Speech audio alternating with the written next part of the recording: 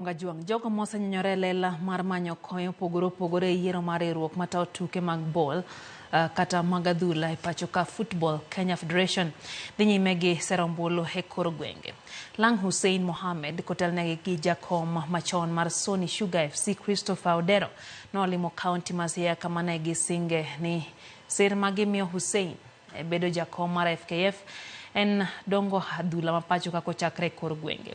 Odero nolero ni rang'iny mar adhula e kor gwenge osedok piny kokalo gino manyo nyaka lig maduong' ma pacho kae. Ne giwuoyo e kinde mane giyuore tuke mag kaunti ma Siaya e lap ma Siaya Institute of Technology.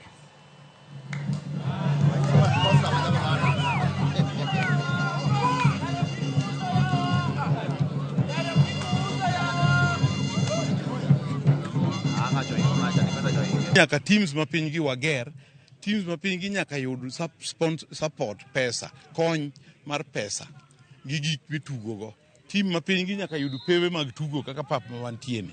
Maka gituge to chiele maber kendo ji madonje nyalo chulo siling 10 ka ngia to gin gi siling 5,000 ginyalo dhi nyiewo sabun.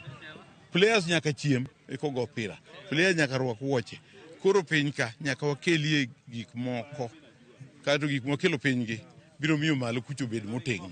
As a community one be nyaka wabed serious. An mane mino ka joma chalo kodwa gi wakaone wacho koro ka en tele mwamany wadhi ng'ama nyalo kelo no telo dala nikech next year wan gi chan wan gi Afcon ka wan kaka region ka wajipanga ingeni kata Siaya ka sani idhi yaw stadium donge wageno ni chan samigoe to kele kata mana team moro camp Siaya ka for training only dong wan gi hotels ma enough ka team moro biro ka train for pausiano dongo jo Siaya bone these national teams kur mane geno maro mane omeno ka presidency mar federation is very important.